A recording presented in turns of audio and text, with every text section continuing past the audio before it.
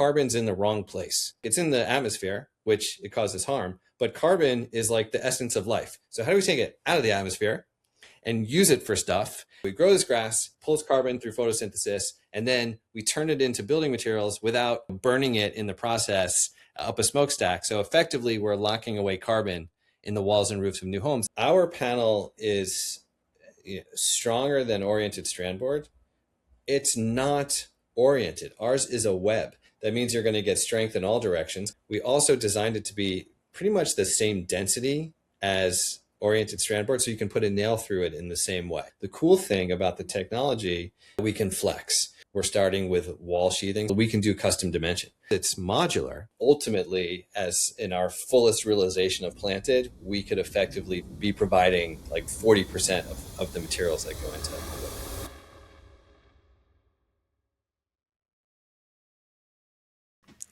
All right, everybody, welcome to another podcast.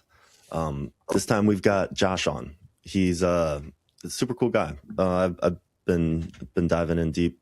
You've got super cool planted. You call yourself, what was it, an environmental entrepreneur? Is that the right term? I would say that generally applies, yeah. Yeah, super cool. So this is a niche that I haven't really gotten into yet on this podcast. I've done some, I would say, sustainability focused episodes, but mostly in like the agriculture, the soil side, and the science side. I've had some researchers on who are studying these issues. I personally come from more of a business background. I have a business degree. I've worked in startups and stuff. So I'm excited to kind of tie the business together with the sustainability, which that's your whole world. So yeah, this is the Quality Values Podcast. The core question is, what are your values in the context of your story? So tell me a little bit about your story. How did you end up being an environmental entrepreneur? Was that something you were always into? Was the environment what you set out to be when you got into business? No, I wasn't raised as an environmentalist. I actually set out to join the CIA. I went to China in the 1990s, thinking that would position me well for that type of career and maybe State Department, but really in the back of my mind, I was like secretly hoping, CIA. And I got a job teaching English on a university in the city of Nanjing, teaching grad students. It was fascinating, just fascinating. And I got a part-time job working in a factory that made bicycle locks for the US, a company called Kryptonite that had invented had made the original U-shaped like bike lock. Yeah. So I was working in the first factory in China that they had set up. My job was to essentially show up and make sure that the logo was facing the right way, the U and the bar connected and closed, and the key turned, and that was it. It wasn't a terribly complicated job. But the first time I showed up, about a month into living in China, I show up with like a couple of packs of Marlboro cigarettes, handing them out, trying to make friends with the engineers. We all go on the factory floor. I take a U out of one bin, I take a bar out of the other, and I go to put them together, and they won't close because they've made all of the U's too wide, right? So so I'm sitting here thinking, like, what am I supposed to do? I don't speak Chinese yet. I'm trying to learn Chinese as fast as I can. The head engineer, this guy probably at least twice my age, comes over, rips this lock out of my hand, tries to put it together himself, won't go together. He takes the U part and starts like smashing it on the table, trying to bend it, so that it'll fit. Finally, he does. Logo's gone, like this thing's all mangled, but he gets the key to turn and he hands it back to me and he puts his two thumbs up and he's like, okay. So I was like, I don't think anything about this is okay. But I ended up really enjoying getting into business in China. That led me to shift my focus really toward the business side of things. And ultimately in China, a couple years into that experience, I realized, wow, here I am with 1 billion people riding bicycles. Everybody at the time had a bicycle. But you could see the highways and tunnels and bridges being built so fast. You could see the future coming, that this was going to be a country aiming to have 1 billion car drivers. Like I said, I didn't know anything about the environment. These weren't really my issues, but I started thinking, what will that mean when 1 billion more car drivers are on the road in China? And then you think India and Eastern Europe and the rest of the world that's developing to catch up to the US.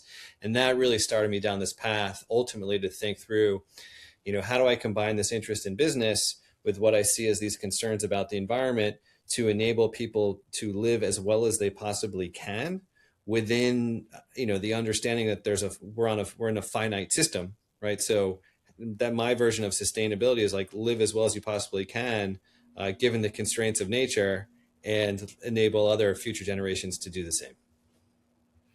Super cool. So when you first started seeing everyone on bikes, you're thinking, all right, we're going to transition here into combustion engines. What was your, like, what keyed you into that? Was it, oh, there's business opportunity here? There's like it just a good entrepreneur, you know, things are changing. People have to be there to facilitate the change. I might as well be one of those people. Was it like that? Or was it more like, okay, this is a big issue. Like as soon as all these people on bikes are pumping out of their exhaust, like it's just not going to work well. Like what was that nugget that you latched onto first? We opened in 1997. We opened our third or fourth factory in southern China, outside the city of Guangzhou. And I was traveling with the Chinese partner, the businessman we were partnering with on that factory, where we were contract manufacturing. We were all going to this restaurant that specialized in snake, where we would actually toast in snake blood to commemorate the deal, or you consummate the deal, I guess I should say. So we're in his Mercedes, and you have to realize this is like communist China, right? Like this, like still very much a communist country, yet like we're in his Mercedes. Now this is a lot of like Hong Kong money that's spilled into southern China. We get to this parking lot and it's really for these like Chinese businessmen. Every car there is a Mercedes. And before we go into the restaurant, this guy says to me, and my Chinese name is Du Shunhua, which means like smooth Chinaman. I didn't pick it, but my first Chinese professor did, because I forgot to. He's like, think about what you want your name to be. And I totally forgot the assignment. So I was like, I don't know, just give me a name that's like agreeable for me. And so it does mean like, one version of it is like agreeable, you know, man. The other version is like smooth Chinaman, which is the one I'll take. So he's like Du Shunhua, and I'm like, yeah. And he's like, look, my Mercedes is the biggest Mercedes of all the Mercedes in this parking lot. And like, you know, his chest swells up with pride. And I'm thinking in that moment, I've been there for a couple of years, and I'm thinking, right, this is not a communist country. Like you guys are actually just like us, and you want more and bigger. And, you know, we're exporting the American dream. I mean, they're going for it on their own. And it was in that moment where I thought, like, here's all these people who want cars. They actually don't want bikes. And then it was crystallizing, like, yeah, what have I seen in the time in the short time I've been there? I saw cities start to transform from like dirt roads to highways. You know, something you like never see in America, right? Like they're out there, like outside in your town, probably working on some highway for like 6 years and it's not done. This was like the pace of change was so insane. I felt like in that moment, standing in the parking lot, that was the epiphany. I felt like I was seeing the future. And it wasn't like a straight line where suddenly I came back to the US and I was like, oh, I'm going to go dedicate my life to this thing. It took me probably 6 or 7 years to figure out what I would do with this knowledge. I went to business school. I went through the .com boom bust, wrote screenplays in LA, did a whole bunch of random things, but I could never like shake this feeling in the back of my head that I had been given a gift. I had been shown what the future was going to be, and I would have to do something about it. It's cool. There's this idea I have called like seeing forwards, where sometimes there's something in your life where, or like remembering forwards, you can like, you kind of just catch a wave with a certain insight, and you're like, this is something that's going to affect my future. This is going to be a big part of my future. And I mean, obviously you can never fully see all the details, but there is a certain power to those realizations when you're like, okay, I'm going to carry this with me for a long time. And a lot of times you know, in that moment. Super cool. So take me to that future, which is now the present. What does, I know you're super cool, which by the way, that name, dare I say, is super cool. And the planted, I know you're involved with a lot of other things as well, but yeah, what is that vision, that nugget that you had, that epiphany, what is that cascaded into? Well, you know, it's funny as I'm hearing you talking, and I like that kind of remembering forward. I remember, like I said, I did so many different. I came back to the States, and I was 25, came back in 1997, and nothing made sense for me anymore. You know, I'd been gone for 2 years, and in a culture that was polar opposite to ours. I grew up in like a middle, and then became upper middle town in Westchester County outside New York City, and came back home to that town. And I was just like, the values of this place are no longer my values. And I went searching, for what was I going to do. And I remember I was in, and then I'll bring this forward, but I was in Paris in 2000, 1999, right before like the whole Y2K freak out, like what's going to happen in 2000. But, and I was working for an American company called Delphi. They make like AC Delco spark plugs. And I was working in their headquarters in Paris. And I went to go see The Matrix. And I remember going to see The Matrix and coming out of that movie theater. And I went in like during the day, and I come out still daylight. I remember walking out of the theater and being like, that is exactly what's happening. And I was like, we are so asleep. So to me, sustainability and kind of the career that I've been on has still on some level been about some conscious awakening, right? Like, how do you align your actions with your values, which is sort of a spiritual path. I just pursue that kind of through commerce, right? So Planted today is a company I started 5 years ago with two guys from SpaceX. One of them happened to move to North Carolina. I was living up in the mountains in Nashville, North Carolina, building a furniture company. I was stuck because it was during COVID. And at first that was great to have a furniture company during COVID. And then our factory just was shut down and people weren't showing up, and the business really got stuck. And in that downtime, as I was trying to build this business as sustainably as possible and thinking a lot about what material was I using, and I was using a very high grade kind of environmentally responsible or responsibly harvested plywood. I was thinking like, how can cutting down a tree still be the most responsible material I can find that's of high quality to use today to like make a table? Like, that seems ridiculous. And I was introduced in that moment where I was stymied and frustrated, had a lot of time on my hands, to this guy who just moved to Durham from Los Angeles, where he had led the life support systems team at SpaceX, keeping astronauts alive on the Dragon Crew spacecraft for years. And Wada just was like, I'm done with LA. Everything smells like, basically poop, he's like, I'm out of here. I'm going somewhere with a lot of trees. And he ended up in like Raleigh, Durham. So we start talking, and Elon 5 years ago was already talking a lot about carbon removal. How do you take carbon out of the atmosphere where it's problematic, right? And what do you do with it? Do you just bury it? Could you, put it to good use?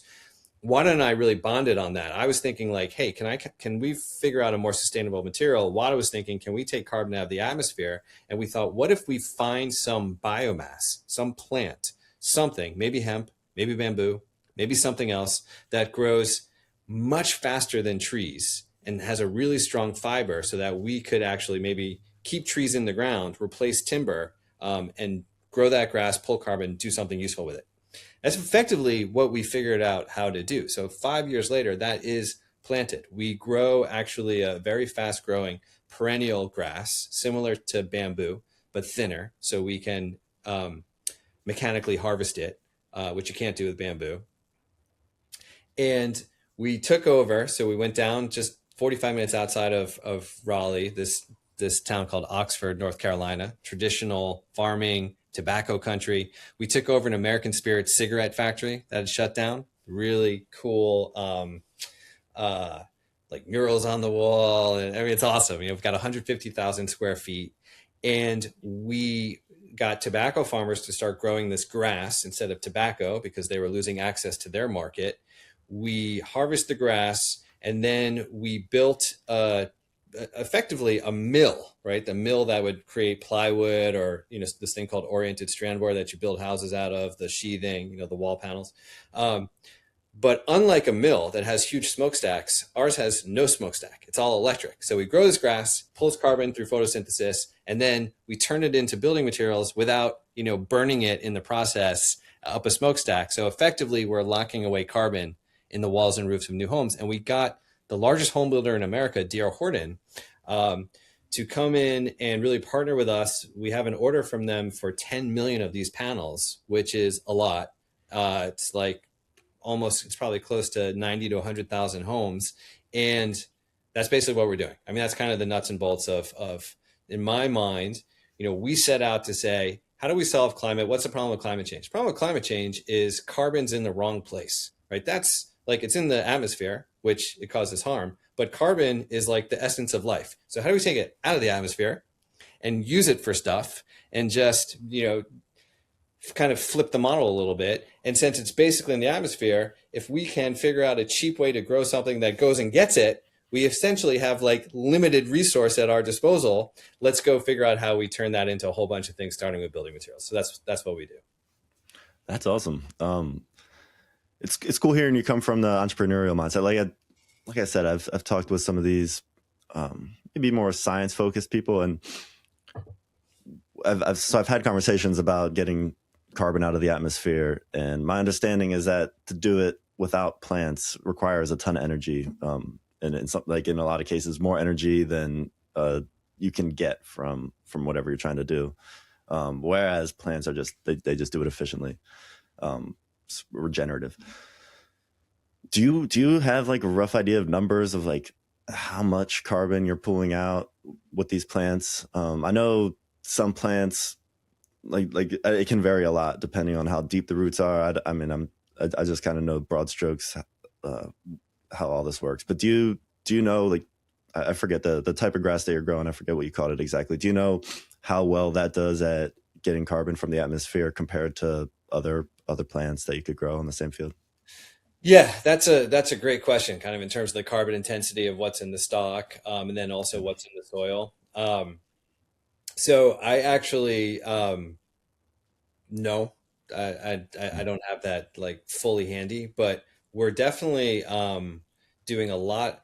I want to say, but again, it would be rough numbers because I haven't looked at it, recently. And I should say, well, I'll kind of tell you about the journey of how like where I am with planted currently because that's been interesting too. But I do think it's somewhere around 2/3 of the plant is carbon. I could be wrong, but I think it's something around there. And then we're testing right now to understand what are the implications for soil health when you grow this perennial grass. And we know as a perennial that this is now no-till farming, right? So you're not disturbing the soil, which is a big part of regenerative ag practices. And we're looking at some other opportunities as we grow cover crops, kind of the whole full regen ag kind of playbook. But yeah, I tend to think, my understanding is that this type of biomass, it tends to be relatively similar, I think, in terms of what that carbon percentage or proportion is kind of within a stock and what we're grabbing. I can tell you that the system that we've devised, about 70% of the carbon that we bring into our factory in the form of grass gets retained in the panels that leave the factory and then go into walls. So it is a very efficient system in terms of how much energy we're using and the life cycle analysis of once we get that crop, how efficiently we're actually able to turn it into something useful and durable. And then the last thing I'll say is that the way that we conceived our supply chain model is, unlike, a forest is where a forest is, right? And that's where the trees are going to grow. We have a lot of flexibility in terms of where we can plant, the farmers that we can partner with. And we can also site our factories close to those farms because we've designed a modular system. So rather than like, if you were to go to a mill, like a $300 or $400 million mill that's building, making plywood or oriented strand board, those are typically anchored in a massive press, right? That's going to compress the wood down into OSB or plywood. That thing is very often about 8 stories tall, like weighs millions of tons. You need lots of reinforced steel concrete within that whole factory. Our line is modular. It's about 140 feet long, maybe 6 feet wide. It goes into almost any warehouse in America as long as the power, is right for our purpose. So we're shrinking the supply chain at the same time, which does 2 things: takes out cost and takes out carbon. So we're trying to be as mindful as we can of how we do this in a way to compete on price in this huge commodity market, so that we can actually play and win, and also have the most kind of climate friendly product at the same time. Super cool. I like you've got multiple angles you're thinking of all these things from, which is cool. How does the end product compare to OSB or plywood for building? What's like, have you used it personally, or Yeah, yeah. In terms of durability, uh, like functionality when you're actually working with it. I do woodworking and stuff like that too. Yeah.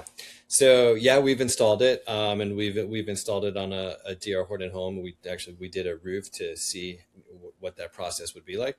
But what I can tell you is what's really fascinating and exciting is that we're basically oriented strand board, which is kind of like the cheapest, crappiest thing that code lets you build a house with, right? That is like structural. I mean, it's like that's basically what it is, right?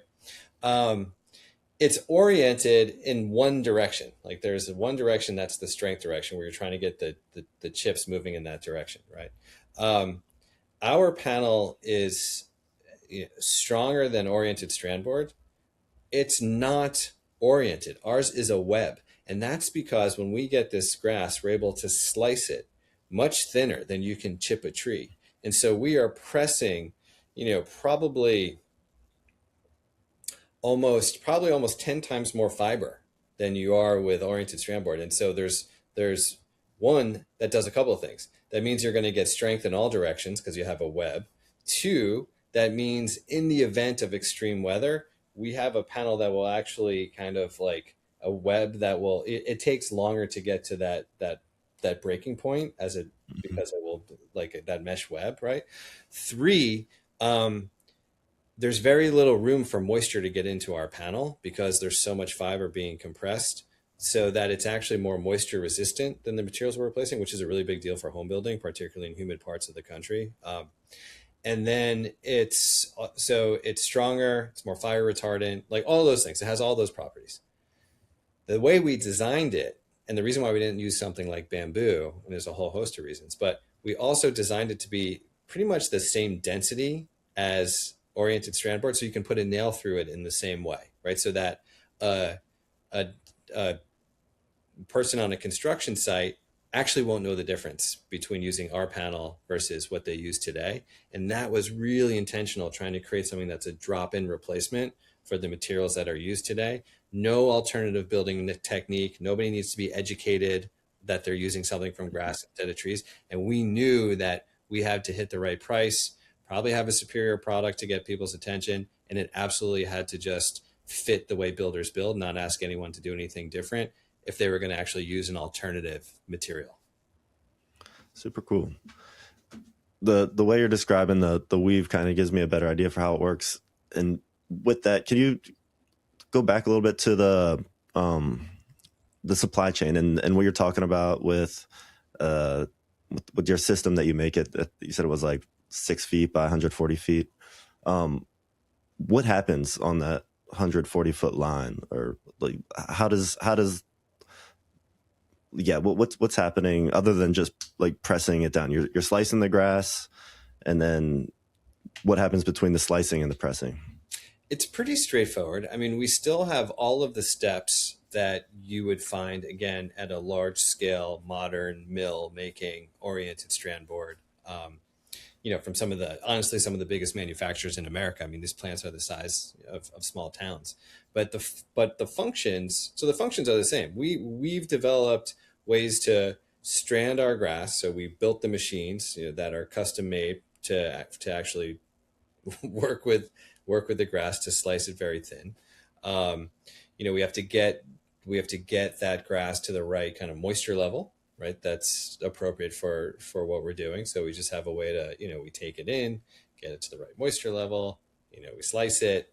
And then we have a mixer, right? So we'll put a little bit of resin, and it's actually a very little bit of resin, somewhere between, let's just call it, you know, 3 to 7%, since it's a proprietary number, but it's a small percent of resin. It's almost entirely grass, but that has to be uniformly mixed. And we have some pretty cool technology to do that.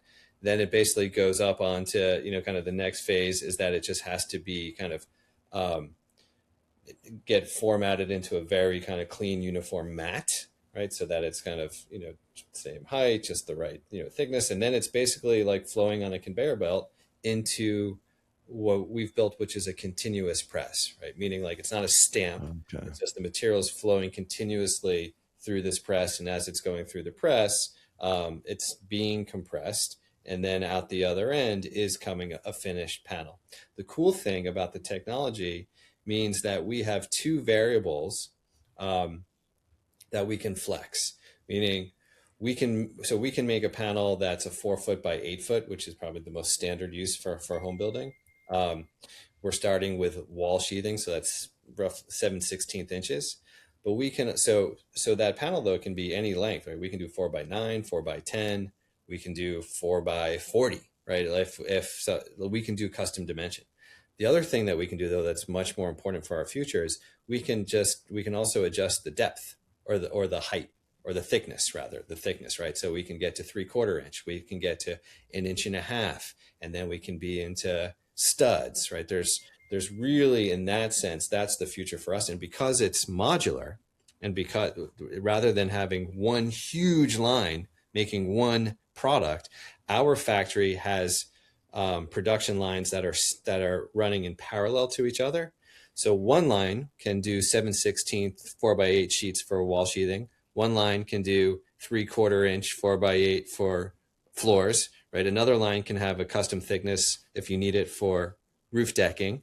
And then the next line can be doing studs. So, and all coming out of the same factory. And that's also how we think about our unit economics, and really trying to make sure that in this in this legacy industry, in this fully mature industry where cost has already been taken out everywhere, that we can still outcompete on cost with a very efficient model. Same factory lets us play in all of these different products instead of having to go, outlay effectively probably billions of dollars to try and do the same thing the way the industry is constituted today. That's super cool. I wasn't fully grasping that you can make all the parts, not just the plywood of the house. I think the last number I heard was that we can do somewhere around like 40% of everything that goes into a home. Ultimately, as in our fullest realization of planted, we could effectively be providing like 40% of the materials that go into home building. That's pretty cool. Where are you at right now? Like, let's say that's the end goal is to be producing 40% of everything that goes into a house. What percent can you produce right now? Well, so we're coming to market with starting with the panel, starting with that for wall sheathing. And that's where what's really exciting for us is we have this relationship and partnership with D.R. Horton, the largest builder in the country. I mean, D.R. Horton makes like 1 out of every 7 homes. So the scale is just enormous. And so we've gone through a whole bunch of milestones with them. Like I said, we've done a home in Durham, North Carolina with them. We're getting ready to announce some really cool projects with them this spring as we kind of take the next go to the next phase together of the scale up. So that's our starting point. And, like we're 5 years old, which on the one hand for a startup is like dog years, so everyone's a little bit grayer, everyone's a little bit, a little more world weary. On the other hand, when you're changing an industry that has been operating the same way for, in some respects, home building hasn't really changed that much in like 150 years. 5 years is sort of a drop in the bucket. And when you're building new technology and standing up a new climate crop, effectively a whole new ag supply chain, we know it's moving really fast. We want to move a lot faster. But what we've been able to accomplish to date, like we feel good about, yet we're really restless to want to just take the pace up even that much more, so that we can everything that we want to do, we can be in market providing it to people who we know are excited about it too. What do you think are the biggest opportunities to kind of carry that growth? Do you think it's like connecting with builders and getting contracts or whatever like that, or is it more like changing people's perception of alternative materials for building? Like what are you guys focused on, just in terms of, I guess, opening the world up to your product? It's really for us today, it's really just about internally, how fast can we go? How fast can we, again, so on the ag side, we're vertically integrated, meaning, we have our own tissue culture lab, right? So the grass is coming out of our own tissue culture lab, going to our own greenhouses, and then effectively going from our greenhouses to our partner farmers, right? So all of that, we are working as fast as we can to scale as fast as we can, because the plants need to go in the ground, right? To then have enough supply to be able to meet everything we're trying to do, as we're also trying to race to build more machines, more production lines. So it's really about, it's not about demand. We have more demand today than we can fill. We're certainly talking to builders, as often as we can, and cultivating those relationships. It's really about us, because we're, the only way that we could do this is by vertically integrating, because again, with a lot of startups, everyone thought we were nuts, right? Like crazy. So the companies that build the machine, like the companies that we compete with, that provide the building materials, they don't build their own machines. Like they're not, either crazy enough or world changing enough or disruptive enough or stupid enough to go do that themselves. They buy them from two companies in Germany, right? So like, which was all good except during the pandemic when the German engineers got kicked out of the country, right? And then like they were kind of stuck with these plants that they actually didn't know how to run. But the German guys aren't like, oh yeah, we'll build you your machines for your, for your company. And the SpaceX guys don't want them to, because they're like, you're not going to build them right anyway. So we'll just build them ourselves from first principles, right? So we're building all the machines ourselves. We found this perennial grass. We identified it through the North Carolina Department of Ag. It had been tested for many years, actually, as a potential biofuels crop. So we had a lot of data on how it grows, how resistant it is to changing weather, to drought, to extreme weather, extreme wind conditions, you name it. Like we had all the data, but there was no supply chain. There's no one we could call and be like, hey, we'll take 100 tons of, this grass, please. Like no one's growing it. So we have to do all of that ourselves, right? So the good news is when you do it all yourselves and you figure it out and you're vertically integrated, then you have a moat, right? Now you know how to do it. No one's doing it with you. They don't know how to do it. They don't know what you're doing. So some of that is patentable, and we have some patents, and some of it is just proprietary, knowledge and trade secrets. Like we know what's happening in that tissue culture lab. No one else has a tissue culture lab doing this. It would take a long time to figure out the protocols of, what we learned how to do, with our lead agronomist and the team that's in place. So it's like you're trying to go as fast as you can. You understand why the pace is the way the pace is, but yet you still just want to go faster. Yeah, super cool. Sounds exciting. Do you feel excited about just everything you're doing, or are you just so deep into it? It's, to me, I'm so excited. So 3 years ago, actually, so I started as the CEO, raised our seed round, I raised our Series A round, started the relationship with DR Horton, and then I stepped back as CEO in 2024 and launched Super Cool, right? So launched this media platform, which was essentially, my view was when I stepped back from Planted, and I was thinking, okay, well, what else is happening around climate innovation? Like what's just out there?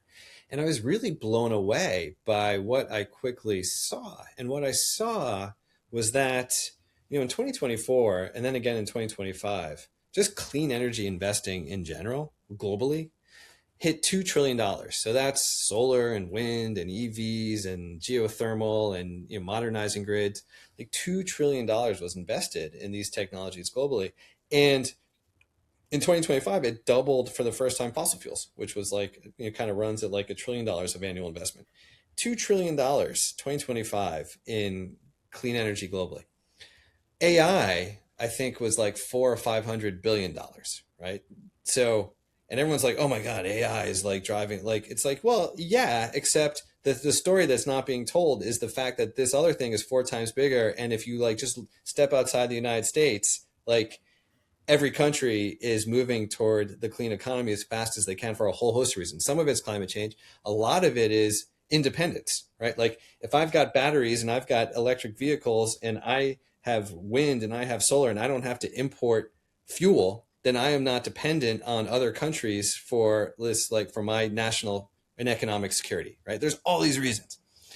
So I got very excited about that. And I thought we need to cover this. So Super Cool covers not so much like the global trend, but the companies that are figuring out how to scale up the low carbon economy. And sometimes that's in buildings, sometimes that's in batteries. Sometimes that's in, you know, the AI that makes AI data centers even more energy efficient. I mean, it's like the gamut. And what it was exciting to me was to realize that here are all these companies and all of these like solutions in market that are de-risked, that have thousands of customers, that are, you know, scaling really nice businesses, cutting costs or improving profits for their customers, and in many respects almost always improving quality of life at the same time for end users, right? Like a building gets more comfortable, or a commute gets better, or whatever it might be. And so Supercool tells those stories.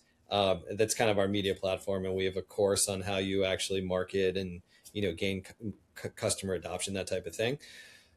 This past year, kind of in the fall, I reconnected a little more with the SpaceX guys who are, you know, running the company, Nathan, who's the CEO, and it just felt like the right moment to come back in. So I came back in as the chief marketing officer, and got really excited to come back in because it's, you know, we're doing everything I've described to you around building materials, and we're now looking at other markets as well. What else can we do with, you know, if to the degree that we have waste, we have, you know, waste biomass, what can we do with that biomass, right? Can it be biochar? Well, that's one use, but can it also be, you know, a host of other things? And just as an example, we're starting to do partnerships around academic research where we're looking at like how can this carbon potentially play a role in like battery technology or in rare earth minerals processing, like all these other use cases.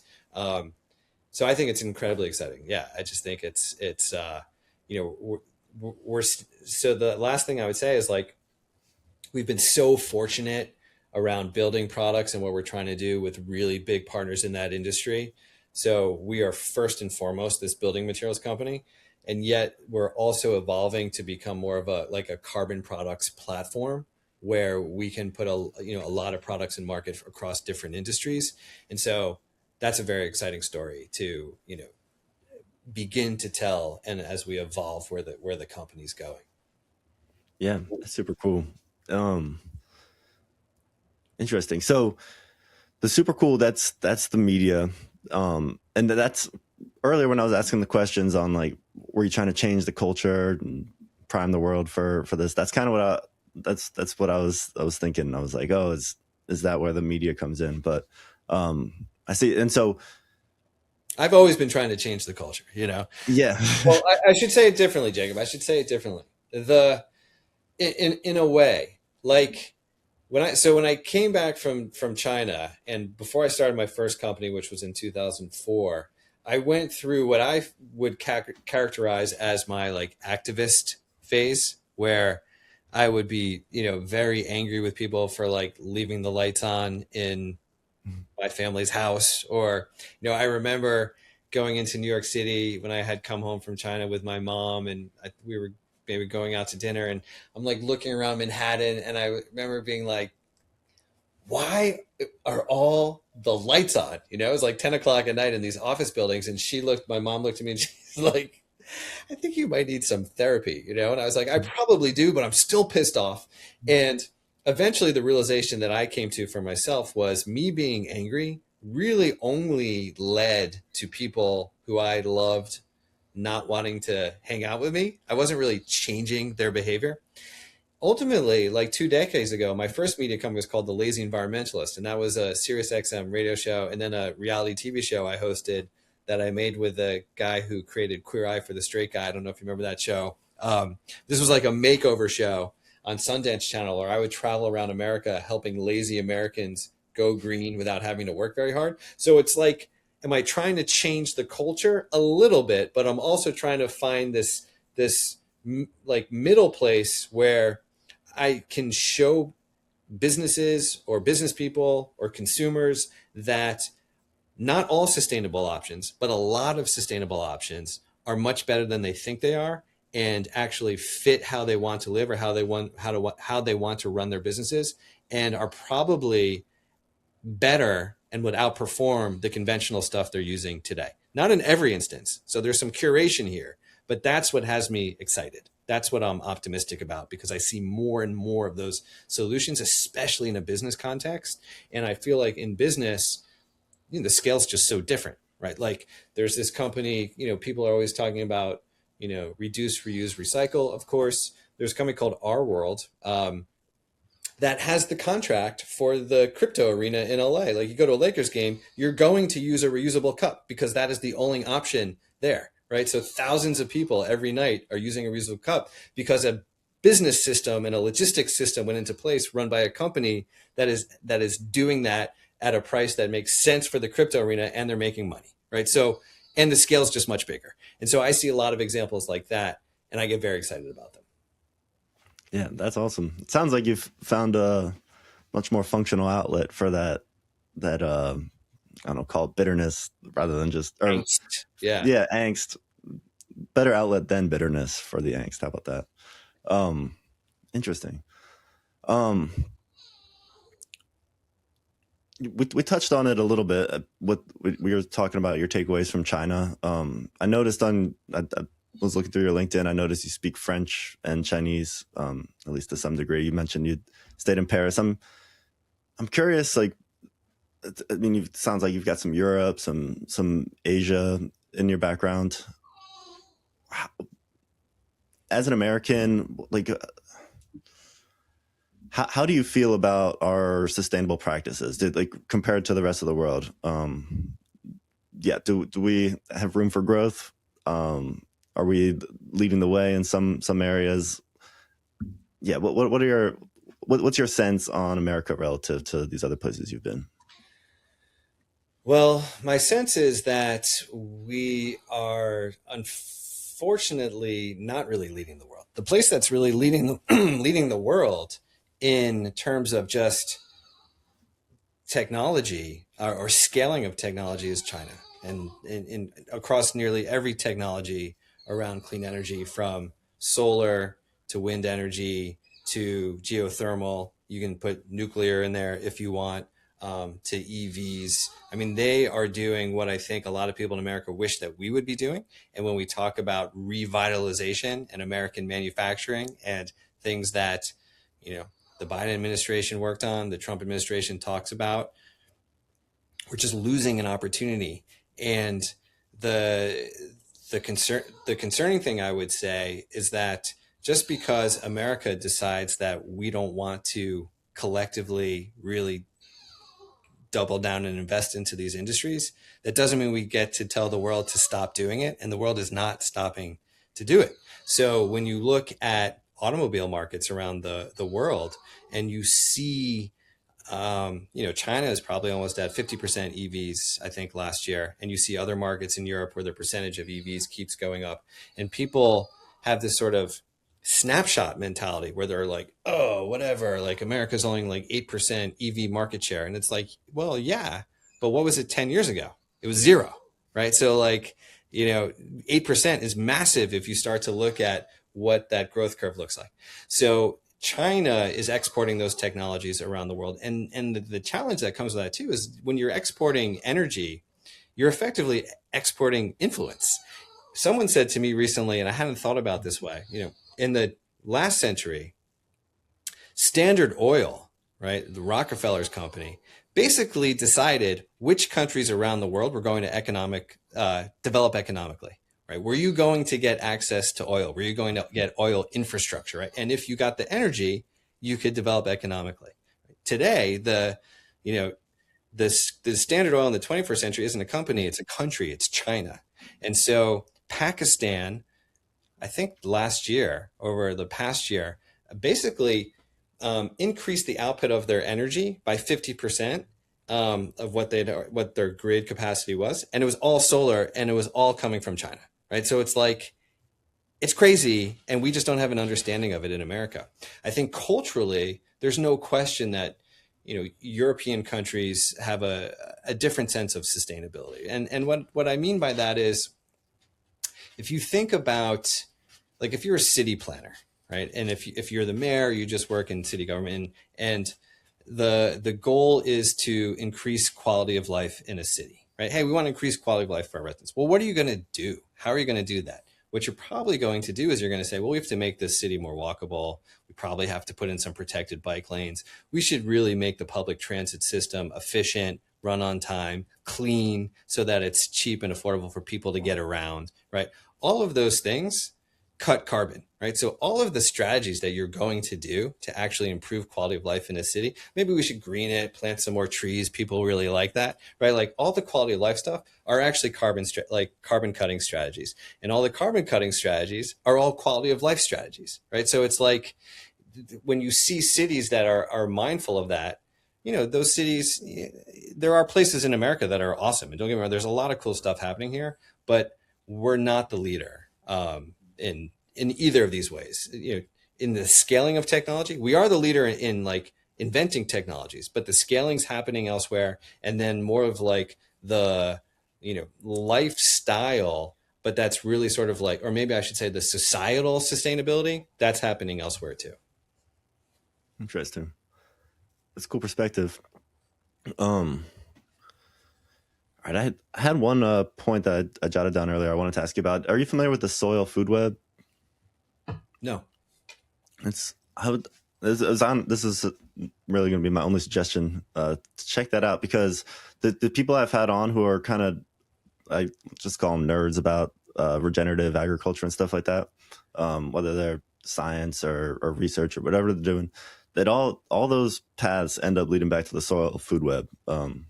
It's this lady, what's her name? I think it was Dr. Elaine. She came up with it, but it has to do with the way the organisms in the soil reach homeostasis. But I bet that I don't know whether it'd be super cool or planted. I bet there'd be takeaways from the work they're doing that would help out with both those things. Cool. Yeah, no, as you're talking, actually, I've got it up, so I'm gonna check it out. Yeah, super cool stuff, and people are really people are very passionate about it. Like, I've had a few guests on unrelated to each other that went out of their way to bring it up and stress its importance in their work. I tried to have on that doctor, but she actually recently just passed away. So it's a bit of a sad note there, but the last few weeks, she passed away maybe 2 weeks ago, and I've been seeing all sorts of posts. The algorithms figured out that I'm interested in it. So she made a big impact. But yeah, there's definitely some takeaways for you there, I think. Okay. I'll check that out. I appreciate that. Yeah, it's cool stuff. There's a lot of people are doing cool things, and I really like your business approach is something that has been missing from these conversations I've had, the sustainability episodes, I'll call them. Like the thinking about demand, just like that alone is something that a lot of researchers don't think about. They see the solution to get the most carbon into the soil, that they can understand these solutions, but they don't understand how, or they're just not thinking about, they're not focusing on, at what price point is this going to become practical? At what price point is the demand going to, pick up and give us a viable market and stuff like that? I talked to a company yesterday called Indigo. Do you know that company? When you mentioned the soil web, Indigo started in 2013. They are effectively come up with solutions like, regenerative ag protocols. They do some work, I think, with like the microbiome and some like microbiology. But they have built a business where, Microsoft just bought, like, I think it was, I know the number actually, it's 2.85 million carbon credits over a 12-year lifetime to help to incentivize farmers to move toward more regenerative practices, right? Because now there's a carbon credit tied to how much carbon's being retained in your soil as you move to these practices, and they can measure at scale. And it's all really interesting stuff around carbon. The example that I was talking to their VP of sustainability that he gave me, where I was like, oh my God, this is like so amazing, the power of business and just figuring out these pricing structures. He was telling me that in the southern, like mid-southern US, I think around Arkansas, Mississippi, that's now the basically the rice belt in America, right, where we grow most of our rice. And you have this like tragedy of the commons issue where like rice is water intensive, the water table is going down, the aquifer is being, really, really stressed, but no farmer is incentivized on their own to use less water, right? And so Indigo was able to go in and actually like pool the farmers and get them to adopt more sustainable farming practices that would conserve water because they had corporate purchasers who were willing to provide the credits, like basically like water credits, if they would do it to like, offset the investment, right? And what they found, it hasn't been that long, that they're almost now at the point where the water table is back to sustainability because they've all adopted their practices. And like, I was like, oh my God, that's so amazing. Because it's not like Indigo's like going to one farmer and being like, hey, I can incentivize you through credits to use less water, right? It's like, well, that doesn't really solve the problem if we're all pulling from the same aquifer. And so it's like doing this sort of mass action in a way that actually is at a scale that really solves the problem, where farmers are actually now being paid something, not just for their rice, but actually being paid for their sustainability practices. And the supply chain, the big purchasers want to do that because like they're not going to get their crop. They know that this is like almost an emergency. Everyone sees the emergency, and the emergency is now. Whereas climate change is like, all right, well, yeah, we know the emergency is now, but like we're not really going to feel like, is it 30 years? Is it 40 years? Like when is like really going to be really, really awful, right? But like Indigo is able to build this model where they get farmers to adopt more sustainable practices by pulling on these levers and getting tons of farmers to do it together. That's how you get to millions of acres. And they've saved like 96 billion gallons of water. Like I don't know how many swimming pools that is, but I assume it's a lot. But it just means like they're doing it at a pretty big scale, and I thought that was amazing. I just found that so inspiring. Yeah, I've thought about that a lot. The tragedy of the commons phenomena. It's like a incentive mismatch, where the individual incentive doesn't match up with the group incentive, but you kind of need someone to collect people into a group formally so that their incentive internally shifts to the group incentive rather than. So it sounds like that's what they're doing with the water credits, which I don't fully understand the water. And I mean, I have a general understanding of water credits and carbon credits, but when it comes to like the economics of it all, it gets a little confusing to me. But Oh, me too. Me too. Yeah. That was actually the first show we've done on ag, because I just was like, I really understand this. But it was the Microsoft thing that really intrigued me, because it's this 12-year offtake agreement. Yeah. Right here. So just to, I mean, I hold on this a little bit. So Microsoft just bought, what was the quantity of carbon credits? I don't know what it is in terms of how much cash they're outlaying. It was like 2.8. A buttload. They got a buttload. Yeah. And then so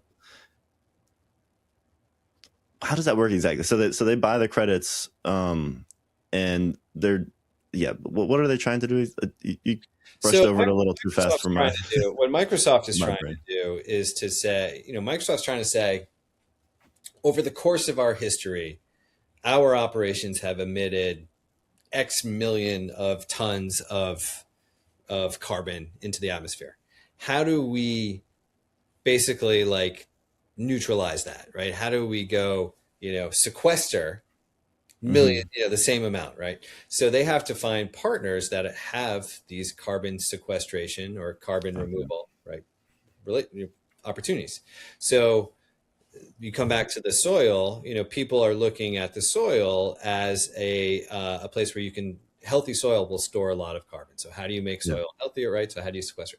So what Microsoft is saying is we, Microsoft, are going to be a partner here for, 12 years, right? So if you, farmer, make that investment into the regenerative ag practices, right? Because there's maybe some investment up front. Maybe you have to buy a piece of equipment that you don't have. Maybe you have to change your practices, and there's a learning. You are going to be, you can know with confidence that there is going to be a carbon credit available to you, for a long time, because Microsoft has shown up and said they're doing this for the next 12 years, right? So Microsoft is basically trying to inject more confidence into the into this Yeah. marketplace of credit. So farmers feel that if I take the risk, I'm actually going to be compensated for that risk. And that is such a huge issue.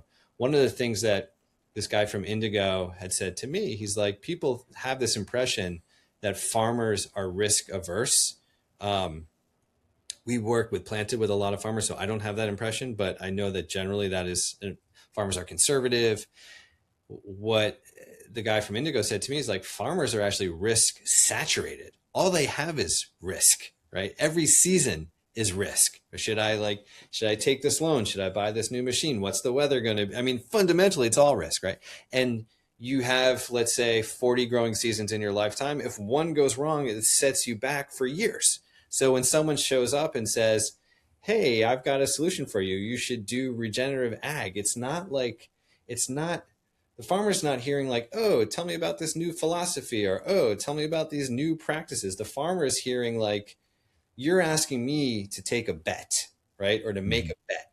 And who's carrying the risk on that bet? Am I the farmer carrying it? Because you can tell me everything you want about regenerative ag. If I'm the one taking the risk, I have to think about that because I am risk saturated already, right? So Microsoft is trying to come in and be like, yeah, there is risk, right? Because you are changing your practices, but we will be here with you. And we're trying to bring the market along also so that others are going to be in the market as well, wanting to purchase these credits to incentivize farmers to change to regenerative ag practices. Super cool, man. I like the way you're intertwining all these different things. You got I see your CMO coming through, but you've got the econ hat, the entrepreneur hat, the sustainable activist hat. Got it all threaded together. I love it. So if people are interested in your stuff, where's the best way that they can find them? You've got Super Cool, Planted, and I'll put all the links in the description below, but where can people go find out more? So if people want to know about Super Cool, our website is getsuper.cool. You can find the podcast, just, of course, everywhere. We have a newsletter. We actually put out 2 newsletters a week.